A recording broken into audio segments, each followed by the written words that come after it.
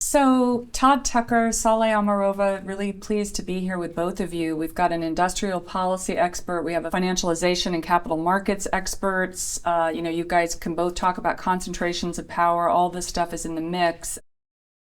Post-Great Financial Crisis, 2008, we began to see these fractures in the neoliberal system that were kind of hiding in plain sight. A highly financialized economy, Saule, that's something you called out very, very early on. A system that wasn't regulated properly, in which regulation wasn't working when it was there. You then get a sense, really, on both the right and the left that economic populism is emerging.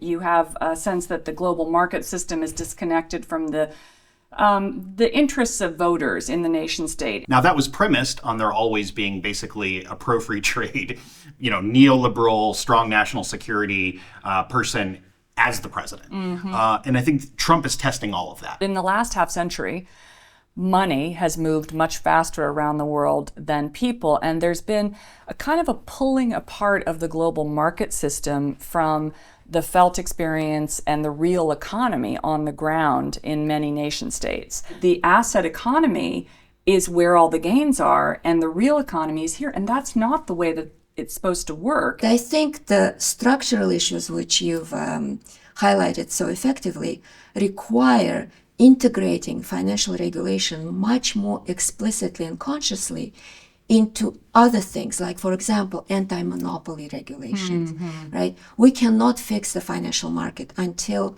we figure out how to control the excessive concentrations of power over money creation and credit allocation. It is the time for the public investment to take the spot that is left empty right now. Yeah. And this is where we come back to industrial policies. We want to see sort of decarbonization. We want to see, U.S. at the competing edge of the industries of the future.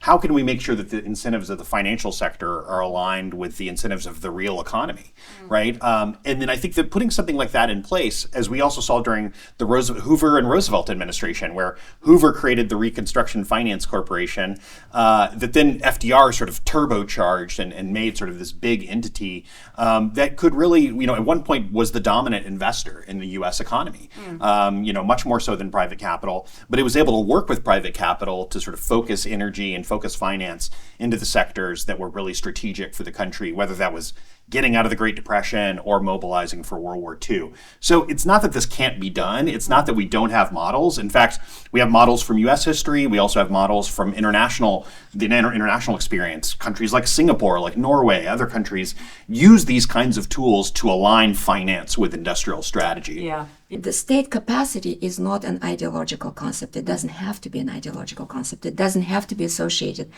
with only authoritarian or communist or whatever governments. Right? State capacity is an attribute of the system that enables the public investment and public power, public resources to really be deployed in the way that supports private initiative and private markets and private capital, as Todd said, is aligned with the financial initiatives of and financial incentives of all the rest of us. In other words, a capacious state is not the state that dominates private markets. It's the state that knows how to direct and shape those markets in a way that would benefit everybody in the long run. We need to be learning from them a little bit more. Even if they don't explicitly say it, that's definitely part of the dynamic, is that they're looking at what worked in China, but also in other countries. I mean, I think that if you look at, Elizabeth Thurbon, who's a political scientist, has studied China and Korea and sort of has used this phrase called developmental environmentalism, which is basically shows that in China, an authoritarian system, and in Korea, a robust democracy, you actually have some of the same kinds of dynamics in place, where they are looking ahead to the future, deciding what kind of workforce, what kind of finance, what kind of industrial capacity you need to really have your country sort of survive and thrive into the future. It kind of makes the point that it's not all about the U.S. and that our lens on what's happening maybe needs to broaden a bit. Saule, Todd, great to be here with you. Thank you so much. Great to be with you. Thank you so much.